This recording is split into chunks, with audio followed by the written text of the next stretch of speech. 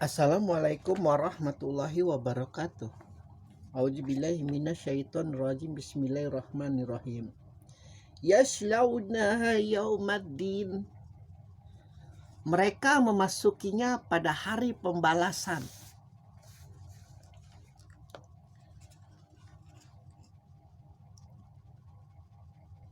Orang yang durhaka kepada Allah, baik durhakanya itu dalam bentuk hablum minallah, baik durhakanya pun dalam bentuk hablum minanas, baik hubungannya antara dia dengan Allah, baik hubungan dia dengan manusia sekitarnya.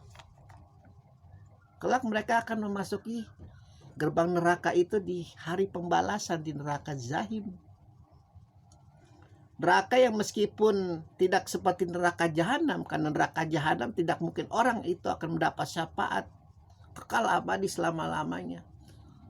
Masih ada kemungkinan lah mendapat syafaat Rasulullah. Pun meskipun begitu juga Allah menjanjikan itu luar biasanya neraka Jahim itu tempat di mana berkumpulnya seluruh makhluk-makhluk yang dahulu sangat menggemari kemaksiatan, kejaliman. Dan dalam bentuk kejaliman yang Allah paling benci adalah ternyata yang kita sering anggap sepele, yaitu curang. Orang-orang yang berbuat curang, karena 3 serangkai tentang hari pembalasan dari A sampai Z ini diapit oleh surat Al-Mutaffifin, orang-orang yang berbuat curang. Karena sekali lagi seperti diuraikan di ayat-ayat sebelumnya, genosida, perang dunia, perang saudara, pembunuhan massal itu selalu diawali dengan curangan-kecurangan, yang hal-hal yang sepele, hal-hal yang kecil.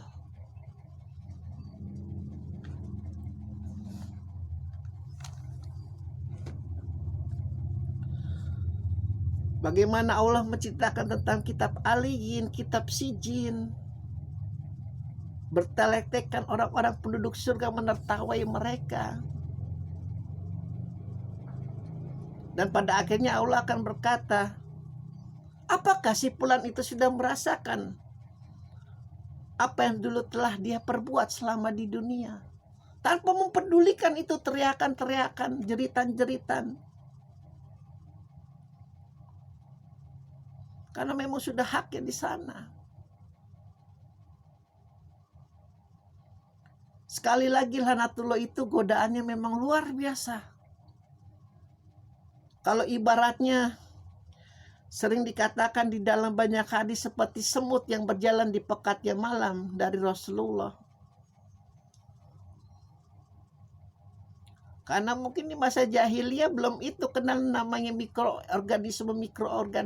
Kan mau tidak mau Rasulullah menyampaikan hal-hal yang sejalan dengan pemikiran-pemikiran umatnya. Itu kalau sudah kenal dunia mikroskop, mungkin sudah kenal dunia amuba, dunia hewan bersel satu, itu jauh lebih tipis lagi, bahkan tidak terlihat godaan laknatullah itu, godaan iblis itu.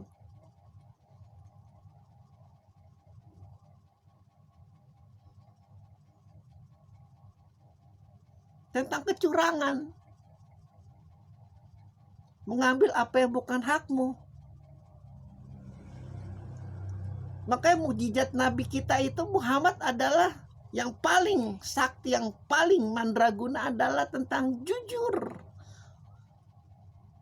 Bukan tongkat seperti Nabi Musa, bukan cincin seperti Nabi Sulaiman, bukan pedang seperti Nabi Daud, bukan.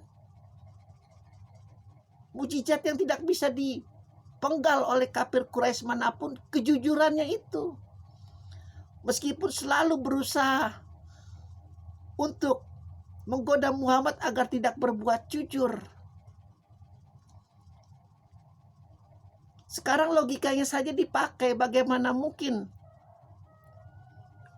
banyak kaum kafir Quraisy itu, kita sudah terangkan di ayat-ayat sebelumnya itu, kalau orang-orang kayanya keluar negeri, istilah kasarnya bertamasa, itu senantiasa menitipkan hartanya di Muhammad, karena tahu itu kaum jahiliyah itu luar biasa, tidak jujurnya itu luar biasa, pembohongnya itu luar biasa, pendustanya itu luar biasa.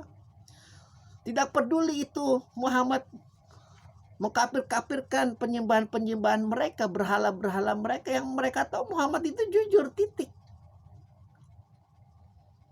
Mereka lebih mempercayai menitipkan harta-hartanya ketika mereka bertamasya ke luar negeri, kemana itu, domba-domba segala macam perniagaan-perniagaan mereka, dibanding kepada tetangganya mungkin yang sama penyembah berhala.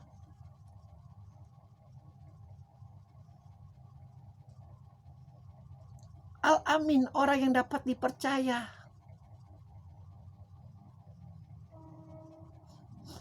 Ironis sekali, makanya itu iblis luar biasa. Kenapa nabinya begitu jujur, kok sekarang bagaimana ini bentuk carut marutnya umat Islam? Yang kalau jujur malah sekarang dianggap aneh. Orang jujur dianggap aneh sekarang, kayak orang bodoh orang jujur itu. Gampang dipermainkan, gampang ditertawakan, gampang dicemoohkan, gampang dilecehkan. Bahkan seperti kuman, kalau orang jujur itu tidak mau digauli sama orang-orang, sekarang disingkirkan. Sedih. Bagaimana guru-guru itu tidak jujur, setiap tahun memakan duit bangku sekolahan. Dengan logika-logika iblis lanatullah, itu hakmu. Akhirnya orang-orang yang jalim dari orang-orang yang kaya itu bisa masuk sekolah-sekolah favorit. Padahal bodohnya luar biasa, akhirnya jongkok, tidak mungkin. Kalau tidak bayar bangku sekolah itu, orang itu bisa masuk ke sana. Jadi kalau kita seperti permainan menyusun kartu itu, ada kita pernah lihat orang menyusun kartu, kan luar biasa itu, sampai tinggi ke puncak. Bagaimana orang itu begitu telitinya. Mungkin saking telitinya itu dia akan melihat arah mata angin, diletakkannya agar bisa mencapai sebuah bentuk piramida. Jadi indah terlihat.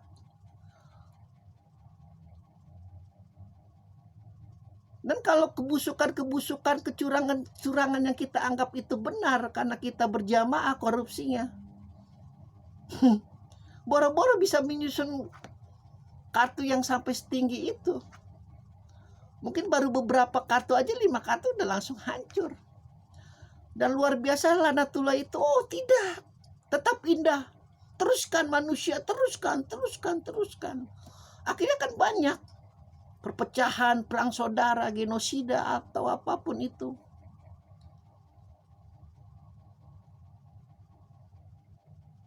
Orang yang ditempatkan bukan pada tempatnya. Yang penting dekat dengan ketua partainya. Yang penting menyokong partainya. Jadi menteri. Korupsi lagi di sana. Ditangkap masih hidup senang, bebas. Karena tahu rakyat itu tuh apa? Rakyat itu bodoh, udah titik. Gue yang penting punya channel, walaupun gue masuk penjara, tenang cuy. Anak gue selamat, istri gue selamat, paman bibi gue selamat. 100 miliar cukup lah buat hidup mereka sampai mampus. Itu luar biasa memang logika-logika korupsi, kolusi, nepotisme di negeri ini, terutama Indonesia namanya. Kalau tidak memikirkan bayi-bayi itu yang masih merah nanti hidupnya bagaimana terhinanya kalau ini terus dibiarkan. Malas ngomong gini sebenarnya. Karena kita yang tua-tua ini tinggal tunggu mati. Tinggal tunggu dipanggil sama Allah. Orang begitu takut sekarang mati karena corona. Padahal mati adalah suatu yang nikmat. Ketika Imam Ali dihujamkan di punggungnya, alhamdulillah akhirnya aku merdeka. Dia sambut kematian dengan sukacita, dengan gembira, bukannya ketakutan. Alhamdulillahirabbil alamin.